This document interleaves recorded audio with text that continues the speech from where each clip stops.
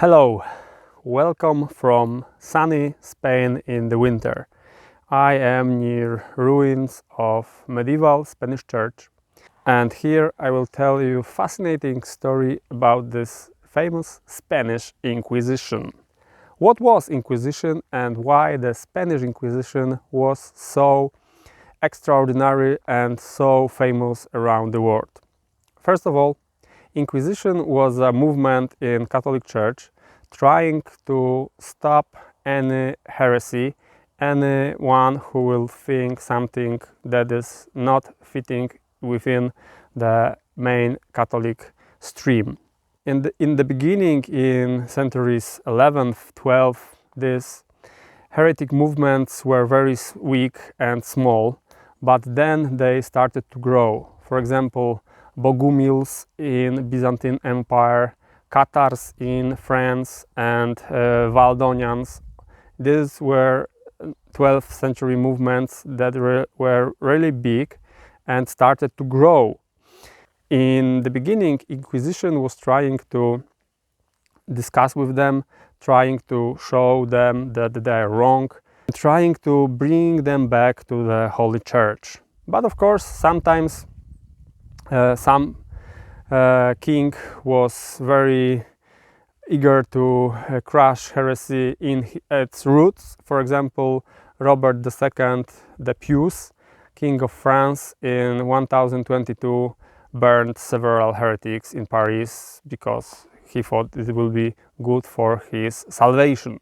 But in the beginning of 13th century, the heretic movement grew as the authority of the church was falling down and down and down because of their compromission in various fields. For example, they started very important debate with emperors of Germany in 11th century, and this conflict between the emperor and the pope will continue during medieval period, and this conflict was very destructive for the authority of the pope, because people now saw that Pope is also a political leader, not only holy spiritual leader, and this interfering with politics was very bad for the authority of popes, and also their excommunications were weaker and weaker punishment, and some emperors of Rome,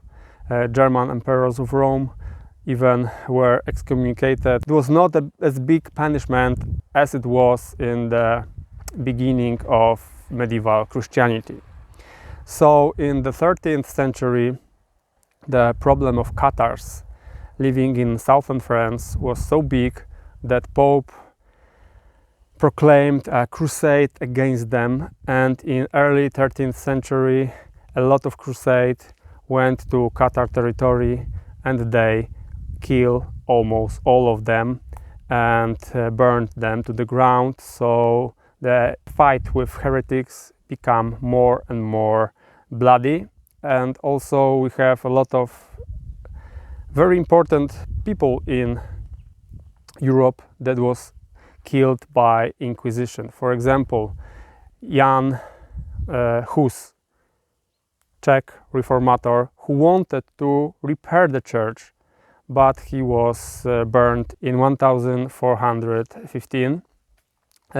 Jeanne d'Arc, French patriot and fighting with English invaders, she was also burned by Inquisition because she heard voices from the God, and it was something that bishop was not willing to accept. Giordano Bruno, Italian philosopher, theologue and writer, also was killed in flames in Rome because his thoughts, his ideas were not the same as the teaching of Holy Church. But why the Spanish Inquisition was so profound and so important? First of all, as you may know, Spain won the Reconquista and they reclaimed the whole Iberian Peninsula under the rule of Isabel and Ferdinand. They were both very zealous Catholic monarchs who wanted to make whole Spain purely Catholic. So their first enemy were Jewish people living around Spain in very big numbers. So as they conquered Granada in 1492, they made an edict of Alhambra in which they said all Jews have to go away from Spain in 4 months. And they did it. Jews were exiling to Portugal, to Italy, to Africa. A lot of them moved to Balkans and to Poland. And after 4 months, Inquisition started to hunt everyone who is not really Catholic. They called Jews who changed their faith to Christian as marones. And the Inquisition was very suspicious about these marones because they thought they may sometimes be just fake Christians, and in fact in their homes they may worship Judaism as they used to. And in fact it was true in the beginning. In fact, these conversions were often really fake conversions, and they stayed true to their Jewish religion.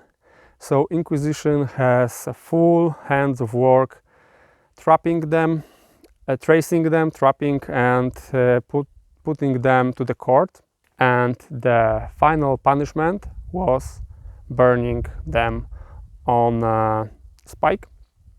So it was also very interesting for people around, because there were no much entertainment in medieval Spain, so burning people alive was one of the biggest entertainment people can have. So they did it, and there were a lot of appellations, a lot of complaints to the Pope about the work of Inquisition. But Pope, seeing this lot of papers, seeing these letters, told them that I will not discuss with you. Now Thomas de Torquemada, the Grand Inquisitor of Spain, the first Grand Inquisitor, will be the institution that will answer your appellations, answer your complaints. So now it became a self-sufficient machine, because of course Grand Inquisitor was always doing things in favor of Inquisition. As I told you, a lot of Jews escaped to Portugal, but 5 years later Manuel I, King of Portugal, wanted to marry daughter of Isabel and Ferdinand. And they told him that, okay, we can give you our daughter, but you have to introduce Edict of Alhambra in your country. Manuel was thinking long, but finally he decided that he wants this beautiful young princess, and he also exiled Jews from his territory. By the year 1513, the problem with Marones was finally finished, and the Inquisition started to look after other deviations from the Holy Church. For example, they hunted people who were responsible for magic. But magic was a very wide spectrum of activities.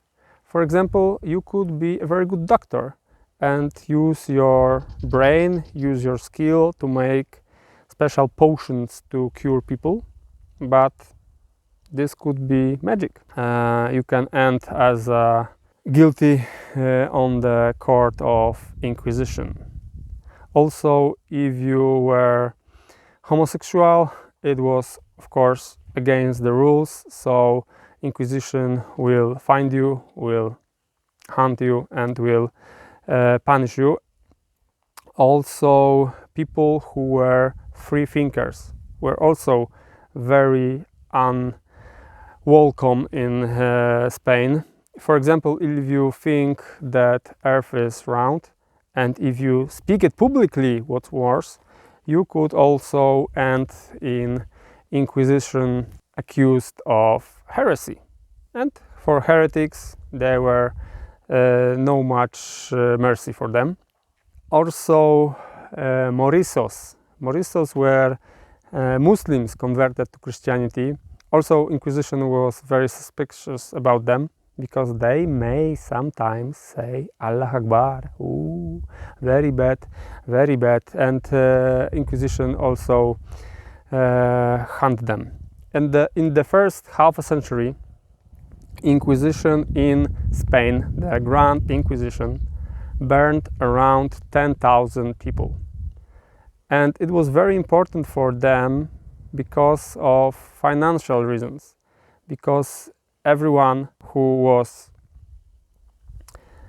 guilty and was burned, his money and his wealth was going to the Inquisition. So they needed this capital, and that's why they have to make this business going and find another victims to gain money for the Inquisition. There were inquisitors in every big Spanish city.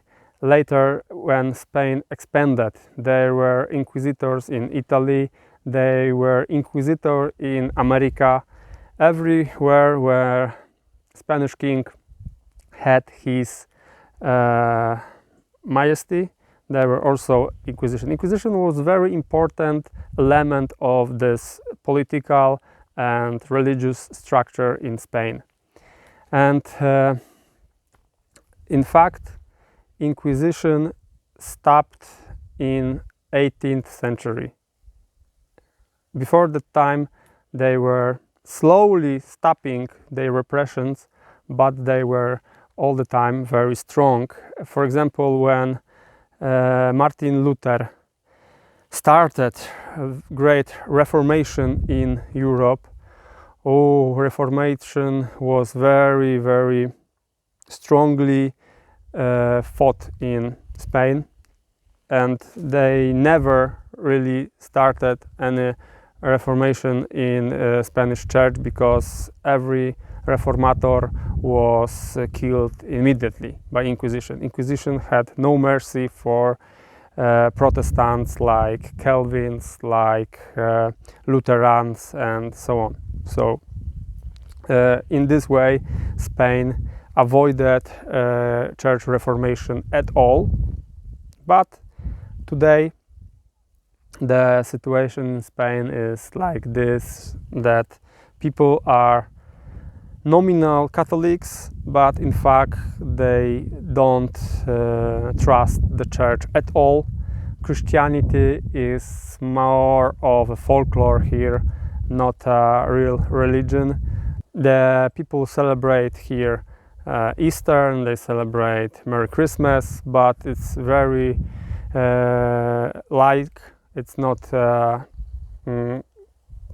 Christian holiday. It's more like just free time for them and some tradition not connected with Christianity, because for them church is only connected with something bad, with Inquisition and later with General Franco, because when the civil war in Spain was in the 20th century, General Franco was very strongly supported by the church, and that's why the position of church in Spain today is very weak, because it's connected with the politics and connected with repression, with this violence of Grand Inquisition, and so how it looks like today. The other very important problem is that the actions of Inquisition stopped thinking, stopped the growth of liberal ideas in Spain. stopped the Enlightenment, in fact, because if you were a philosopher or astronomer or even a biologist in Spain, you could be killed by Inquisition for your heresy. So no one was trying to be innovative, creative, and come up with new ideas, because it could end for him very badly. So they mainly emigrate from Spain to conduct their research in other countries. And on the other hand, completely different example.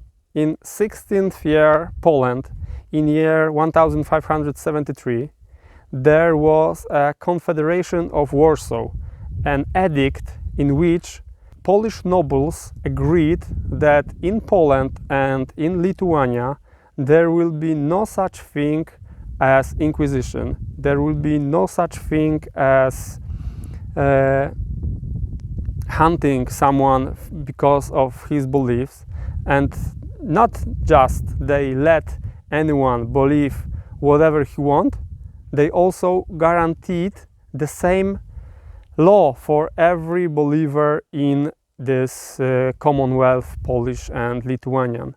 So one country on the one end of the continent, very strict to Catholic rules, and the other country was very far off, very progressive. And in fact, Poland and Lithuania was much more ahead in the way they tolerate differences in this period.